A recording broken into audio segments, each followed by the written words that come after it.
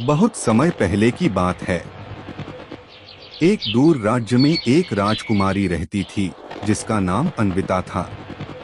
अन्विता साधारण राजकुमारियों की तरह नहीं थी। वह केवल महलों और आभूषणों तक सीमित नहीं रहती थी, बल्कि दुनिया को देखने, सीखने और समझने की जिज्ञासा रखती थी।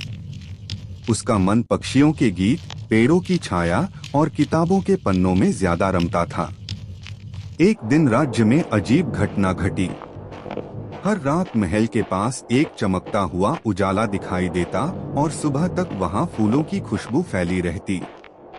लोग डरने लगे कि कोई अलौकिक शक्ति महल के पास मंडरा रही है।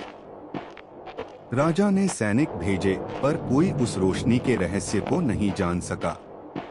अन्विता ने ठान लिया कि वह खुद इस रहस्य का पर्दाफाश करेगी। उसने अपने मित्र, एक छोटे बुद्धिमान गिलहरी चिकी और महल के पुस्तकालय की पुरानी पोथियों की मदद ली। पोथियों से उसे पता चला कि राज्य के नीचे एक प्राचीन गुफा है जिसमें कभी ज्ञान की देवी का आशीर्वाद रखा गया था। समय बीतने के साथ लोग उसे भूल गए, लेकिन देवी की शक्ति अब फिर से प्रकट हो रही थी। राजकुमारी ने गुफा तक पहुंचने का मार्ग खोजा। यात्रा कठिन थी। अंधेरी सुरंगें, भटकाने वाले रास्ते और जादुई भ्रम। मगर अन्विता का साहस और चिकी की चतुराई से दोनों आगे बढ़ते गए। आखिरकार वे गुफा के भीतर पहुंचे, जहां रोशनी का स्रोत था। वहां एक सुंदर रत्न रखा था जो मंद मंद चमक रहा था।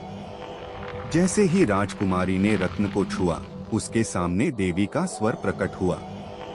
हे अन्विता, केवल वही इस रत्न तक पहुंच सकता है जिसके हृदय में लोभ नहीं, केवल ज्ञान और करुणा की चाह हो। अब यह रत्न तुम्हारे राज्य का मार्गदर्शन करेगा।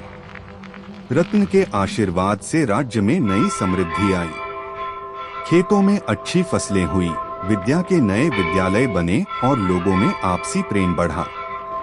राजकुमारी अन्विता अब केवल अपने सौंदर्य या उपाधि से नहीं, बल्कि अपनी बुद्धि और साहस से प्रसिद्ध हुई।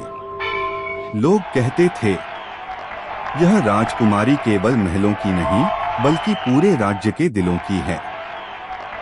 और इस प्रकार एक साधारण सी जिज्ञासा ने उसे असाधारण बना दिया।